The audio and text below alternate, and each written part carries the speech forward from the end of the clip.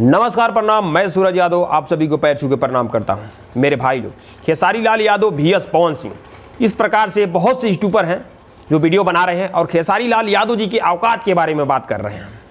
बता रहे हैं कि खेसारी लाल यादव जी का ट्रक से देवघर गाना किस प्रकार से चल रहा है, और पवन सिंह जी का जो है ले जात बाड़ू देवघर इस प्रकार से गाना है वो किस प्रकार से चल रहा है। खेसारी लाल यादव जी का ये हो गया, खत्म हो गया, और पवन सिंह का टॉप कर दिया। इस प्रकार से बता रहे हैं, औकात के बारे में बात कर रहे हैं। तो चलिए हम थोड़ा औकात इनको दिखा दिया जाए। पहली बात मेरे भाई लोग, जो पवन सिंह का जो गाना है जो कि ले जात बाड़ू देवघर, ये गाना कॉपी किया गया है बर्फ गाने से। खेसारी लाल यादव जी का जो पवन पांडे जो लिखे हैं गाना बर्फ गाना, उसी गाने का कॉपी है। आप लोग गाना सुन सकते हैं। पहली बात तो सुनिएगा मत, पूरा 100% मैं गारंटी दे रहा हूँ, वादा कर रहा हूँ आप लोग से, ये कॉपी गाना है, ठीक है।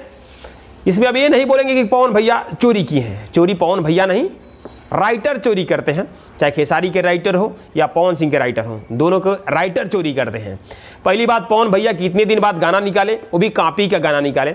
और दूसरी बात मेरे भाई लोग, अब 100 गाना खेसारी लाल का, अब समझ आइए 15-16 गाना बोलबम का खेसारी लाल यादव जी का निकल चुका है, और पवन सिंह जी का 2-3 गाना यही निकला हुआ हो।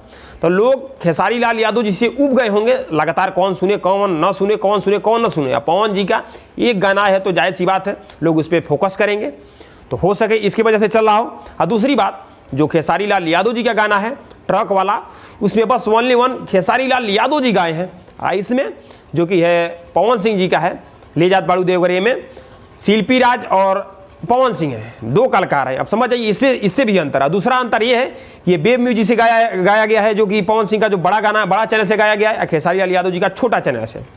रही बात औकात की बात, ये लोग करते हैं, तो चलिए हम औकात दिखाते हैं। अब देखिए यहाँ पे खेसारी लाल यादव जी का 3 दिन का गाना है, कितना चला है। अब पवन सिंह जी का अब देख सकते हैं आप लोग 6 दिन का गाना, इसमें औकात पता चल जाता है, देख लीजिए खुद। अभी रुकिए जरा, ठहरिए कुछ दिन, उसके बाद से औकात के बारे में पता चलता है। क्योंकि गाना अभी तो दबा के मतलब लोग इधर उधर शेयर करते हैं, 2-3 कलाकार मतलब मिल के प्रमोट किया जाता है, तो गाना भगता है। 10-12 दिन के बाद से गानों की औकात का पता चलता है कि कौन गाना कितना चला है कौन नहीं चला है। अभी तो पवन भैया 2-3 गाना निकाले, वो भी कॉपी का गाना निकाले। खेसारी भैया का आप देख ही सकते हैं। इसमें मैं पवन भैया का दोष नहीं दूंगा, क्योंकि राइटरों का गलती होता है, राइटर कॉपी मारते हैं, और बदनाम पवन सिंह खेसारी लाल होते हैं कि खेसारी लाल यादव ने चुरा लिया, पवन सिंह चुरा लिया। लेकिन 100% मैं बोल रहा हूँ, ये जो बर्फ गाना है ना, पवन पांडे जी जो लिखे हैं उसी गाना का कॉपी है। आप लोग जाके देख सकते हैं, बर्फ जो गाना है खेसारी भैया का, उसे देख सकते हैं, मिला सकते हैं। 100% चोरी का गाना है। तो एक बार जाइए मेरे भाई लोग, छोड़िए ये सब बात, ये औकात की बात बोले 2-4 दिन 10 दिन के बाद से औकात पता चल ही जाएगा कौन किसका ज़्यादा चलता है। मेरे भाई लोग, पहली बात तो इसमें 2 कलाकार मिल के गाए हैं, शिल्पी राज और पवन सिंह। इधर खेसारी लाल 1 अकेले हैं, तो इससे भी पता चलता है। और दूसरी बात, ये छोटा चैनल पे है, ये बड़ा चैनल पे है, उससे भी पता चलता है। और तीसरी बात, पवन भैया का जो गाना है कॉपी का है, अब इससे पता लगा लीजिए। तो इस वीडियो को दबा के शेयर मारिए। जो औकात के बारे में बोले हैं उनको भी थोड़ा सच्चाई पता चले, और औकात देखे, खुद औकात आंखों से देखे यार मेरे भाई। जहाँ 15-20 गाना लोग कौन सा गाना सुनेंगे ये बताइए। 10 दिन के बाद से 12 दिन के बाद से खुद औकात का पता चल जाएगा।